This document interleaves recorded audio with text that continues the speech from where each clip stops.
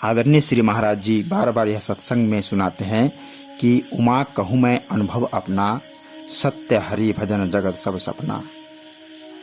मेरा अनुभव है कि संसार में हरि के भजन ही सत्य है और बाकी जगत सपना है। अर्थात ये रिश्ते नाते सब परिवर्तनशील है।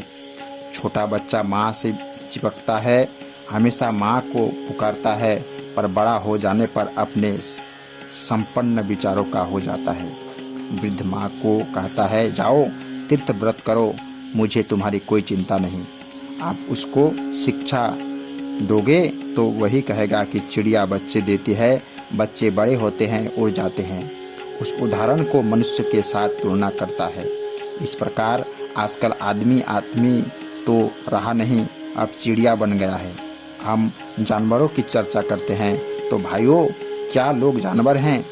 हम लोमड़ी गिद्दड़ की चर्चा करते हैं कि लोमड़ी गिद्दड़ भी बच्चों को जन्म देते हैं, उसके बच्चे बड़े होकर भाग जाते हैं। तो क्या आप जंगली जानवर हो? आप कहोगे, जी नहीं, हम तो आदमी हैं। फिर आपकी विशेषता क्या है?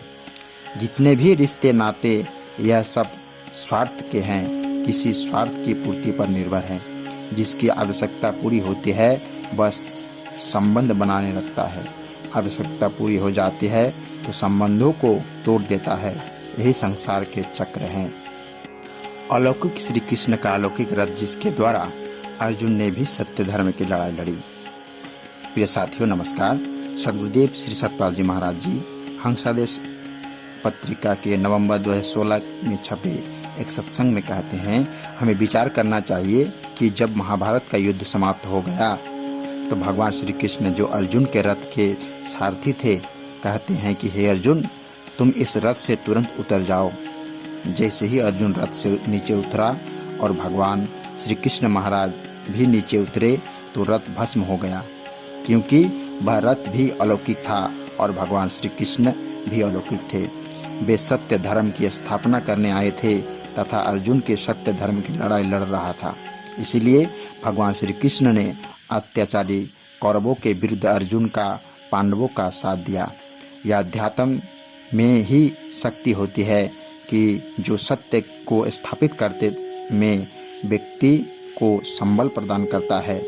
अध्यात्म के प्रचार और प्रसार से ही आतंकवाद, भ्रष्टाचार पर काबू पाया जा सकता है।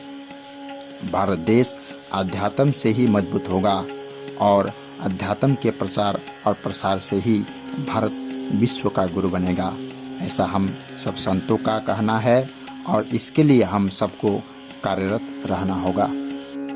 गुरु को कीजिए दंडवत, कोटि कोटि प्रणाम, कितना जाने भृंग को गुरु कर ले आप समान।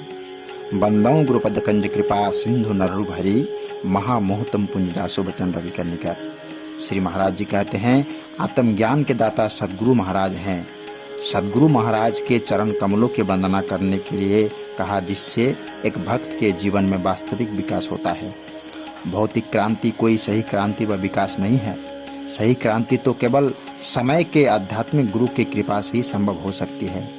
आज भौतिक विकास के साथ साथ हमारा आध्यात्मिक विकास भी होना जरूरी है। ऐसा अद्भुत ज्ञान गुरु महाराज जी कृपा करके एक भक्त को प्रदान करते हैं। उसका रोज भजन अभ्यास उस भक्त को करना चाहिए। इसीलिए गुरु महाराज जी का जो भक्त शिष्य होते हैं वह बड़ा ही भाग्यशाली होते हैं। हमेशा गुरु महाराज जी के चरण कमलों का ही ध्यान करते हैं, जिससे वह सहज में माया के बंधन से मुक्त होकर भवसागर को पार कर जाता है।